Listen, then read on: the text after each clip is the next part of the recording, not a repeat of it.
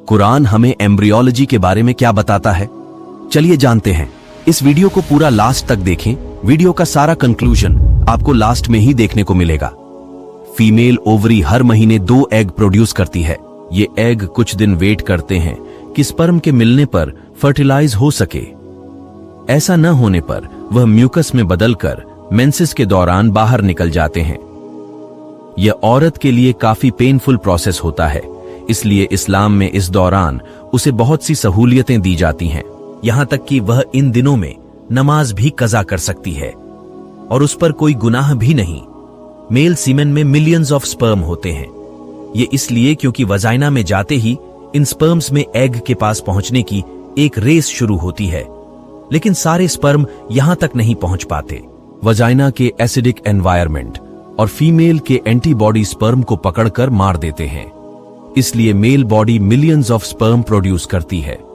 इस रेस को कुछ ही स्पर्म कंप्लीट कर पाते हैं, बाकी सब मारे जाते हैं।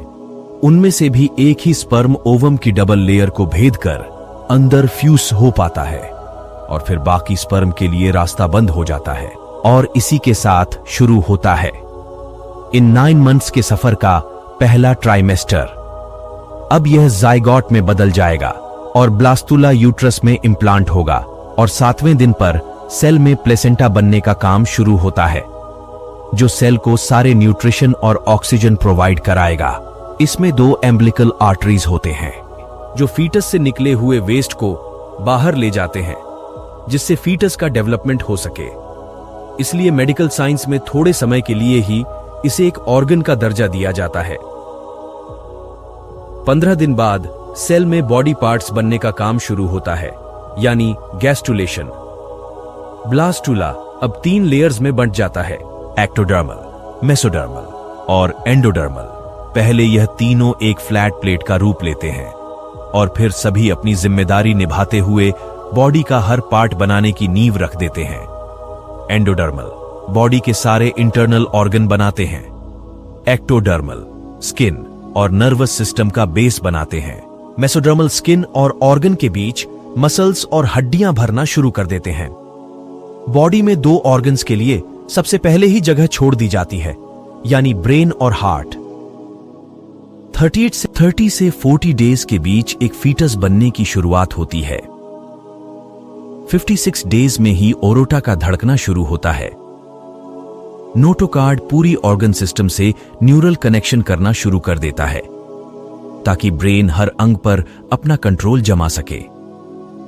56 दिनों में ही ब्रेन में न्यूरल इंपल्स जनरेट होने लगते हैं और ब्रेन पूरी तरह बॉडी को अपने कंट्रोल में ले लेता है और फीटस में जान आ जाती है। यहां से ब्रेन और बॉडी के ऑर्गन्स साथ साथ ग्रो होना शुरू हो जाते हैं। पहले ट्राइमेस्टर के एंड तक बॉडी के सारे ऑर्गन्स साफ साफ दिखाई देने लगते हैं और ब्रेन बच्चे को ये दुनिया एक्सपीरियंस करवाने लगता है। और अब तक सारे ऑर्गन इतने डेवलप्ड हो जाते हैं कि बॉडी एक परफेक्ट शेप में नजर आने लग जाती है। यहां पहला ट्राइमेस्टर मुकम्मल हो जाता है। सेकेंड ट्राइमेस्टर में अब फीटस बड़ा और डेवलप हो जाता है और 4 या 5वें महीने के शुरू में ब्रेन बॉडी को मूव कराने का सिग्नल भेजता है। जब बच्चा मूव करता है तो मां को एक किक की तरह लगता है। अब मां की आवाज से निकले हुए वाइब्रेशन फीटस के कानों से टकराती रहती है। अब फीटस अपनी मां की आवाज को पहचानना शुरू कर देता है। इस वक्त तक वह अपने डेवलपिंग स्टेज में होता है। इस स्टेज में डॉक्टर मां को रेस्ट करने, बच्चे से बात करने और अच्छा खाना खाने की सलाह देते हैं। यहां से सेकेंड ट्राइमेस्टर भी पूरा होता है। 3rd ट्राइमेस्टर में ब्रेन बहुत तेजी से ग्रो होना शुरू होता है और लगभग सारी जिम्मेदारियां निभाना शुरू कर देता है और हार्ट भी पूरी तरह बनकर रेडी हो जाता है और ब्रेन दिल की धड़कन को पूरी तरह कंट्रोल कर लेता है। अब आखिर में बच्चे के लंग्स बनना बाकी रह जाते हैं। ये सबसे आखिर में बनते हैं। इसके बाद बच्चा पूरी तरह इस दुनिया में आने के लिए तैयार होता है और एक पेनफुल प्रोसेस को सहकर एक मां को मिलता है दुनिया का सबसे प्यारा गिफ्ट।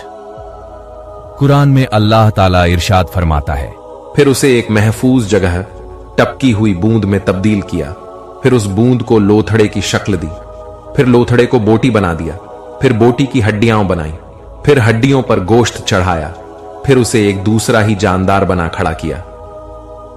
तो बड़ा बरकत वाला है अल्लाह, सबसे बेहतरीन बनाने वाला। फिर इसके बाद तुम मर जाते हो